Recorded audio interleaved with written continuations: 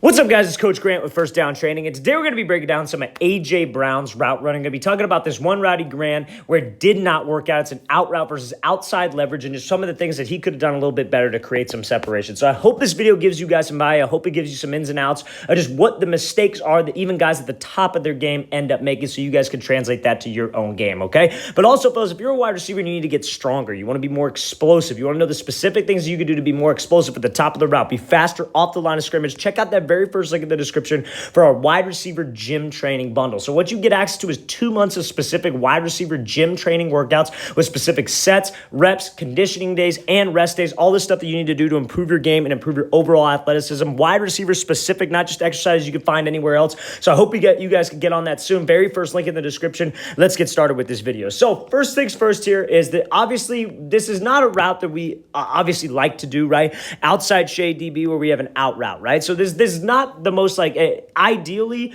we would love it if he was inside shade, but this is something that you're going to get, especially from playing outside receiver, that a DB is going to be in zone coverage. He's going to be outside shade because he's got safety up to the inside, so he's trying to force you to the inside, and he's trying to protect the out. And from a defensive coordinator perspective, they like to go outside shade with their DBs, maybe sometimes even an off man, if a team's been dicing them up with outs. So maybe the week before, A.J. Brown caught a lot of out routes, right? Caught a lot of out routes, corner routes. He was running a lot of comebacks, so they're just going to sit outside shade and make him go to the middle of the field and test that quarterback to have him throw it over the middle. So that's why they're playing like this. Now, as a receiver, what I want to know, or what I want to do, obviously, is that I posted this yesterday on Instagram, and I asked, what do you think he could have done better here? And a lot of people were saying, oh, you want to attack his leverage. If you attack his leverage, he's going to keep his leverage to the outside. That's all. That's what he's going to do. He's going to keep his leverage to the outside, then you're going to break this thing off, and you're going to run right into him. So attacking leverage is not the answer here. The answer here is to try to get him to push, is to try to get him to commit to the vertical. It's trying to get him to commit his hips and actually turn up field so I can slip back underneath or throw him by and be able to create some space for this route. And that's kind of what A.J. Brown was doing. I just don't think these choppy,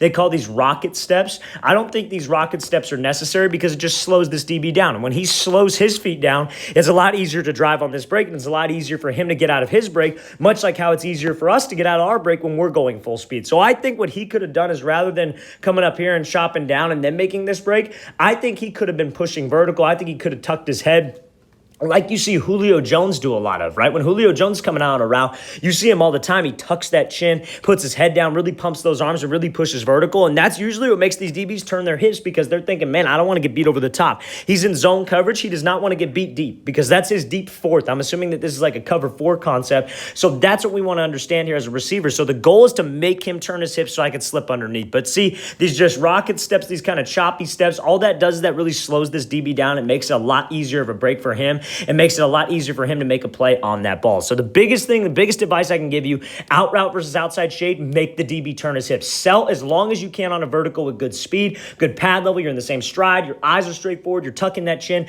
to really force the hip turn, okay? Because especially from a quarterback perspective, if you're outside shade and you run an outside breaking route, I hate this route if you don't get any separation. So we got to make sure that we get him to turn his hips, work that throw by if you have to, so I can create as much separation as possible. Let's watch this thing again, full speed one more time.